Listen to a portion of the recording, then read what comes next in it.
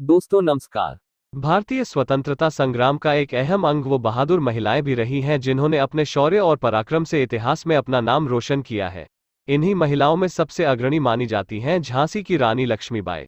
झांसी की महारानी लक्ष्मीबाई की वीर गाथा सबने सुनी और पढ़ी है, लेकिन इस वीरगाथा को जितनी बार पढ़ो उतनी बार और भी पढ़ने का मन करता है। इतिहासकार मानते हैं कि रानी लक्ष्मीबाई का जन्म 19 नवंबर 1828 को हुआ था। वह अपने माता पिता की इकलौती संतान थी। बचपन में उनके माता पिता उन्हें प्यार से मनु कहकर बुलाते थे। जब उनकी उम्र मात्र 4 वर्ष थी तभी उनकी माताजी का देहांत हो गया था। इसके बाद उनके पिता मोरोपंत तांबे ने नन्ही मनु की परवरिश की। उन्होंने बचपन से ही मनु को बेटी नहीं बल्कि बेटे की तरह पाला और उन्हें तलवारबाजी, घुड़सवारी एवं तीरंदाजी का विधिवत प्रशिक्षण दिलवाया था।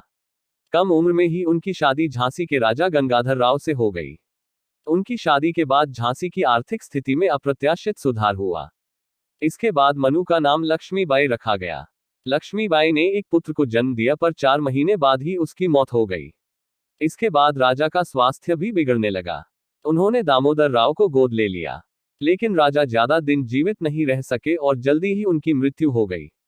युवा रानी पर एक के बाद एक मुसीबतें आ रही थी। पहले पुत्र, फिर पति की मृत्यु। मुसीबतें खत्म होने का नाम ही नहीं ले रही थी। अंग्रेजों ने दत्तक पुत्र को झांसी का उत्तराधिकारी मानने से इनकार कर दिया। डलहौजी की राज्य हड़प नीति के तहत ब्रिटिश शासन ने झांसी को अपने राज्य में मिलाने का निश्चय कर लिया। लक्ष्मीबाई ने अंग्रेजों की शर्तें मानने से इनकार कर दिया और अंग्रेजों से युद्ध का फैसला कर लिया। 1857 के संग्राम में झांसी एक प्रमुख केंद्र के रूप में उभरा था। लक्ष्मीबाई ने कम उम्र में ही साबित कर दिया कि वह न सिर्फ बेहतरीन सेनापति है बल्कि कुशल प्रशासक भी है। वह महिलाओं को अधिकार संपन्न बनाने की भी पक्षधर थी। उन्होंने अपनी सेना में महिलाओं की भर्ती की थी। महारानी लक्ष्मीबाई अपने नन्हे पुत्र दामोदर राव को पीठ पर बांधकर बड़े कौशल से युद्ध लड़ने की कला में माहिर थी।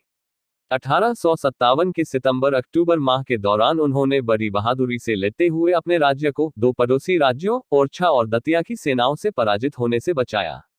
जनवरी 1858 में जब ब्रिटिश आर्मी ने झांसी पर आक्रमण किया तो पूरे 2 सप्ताह तक युद्ध चला। अंततः ब्रिटिश सेना झांसी शहर को पूरी तरह तहस-नहस करने में सफल रही। हालांकि रानी लक्ष्मीबाई अपने पुत्र के साथ वेश बदलकर निकलने में सफल रहीं। इसके बाद उन्होंने कालपी में शरण ली, जहां उनकी मुलाकात तात्या टोपे से हुई। फिर उन्होंने दोबारा अंग्रेजों के साथ युद्ध लड़ने की ठानी। इसी संघर्ष में 17 जून 1858 को वह ग्वालियर की रणभूमि में वीरगति को प्राप्त हुई और विश्व इतिहास में भारतीय नारी की ओजस्विता की प्रतीक बन गई।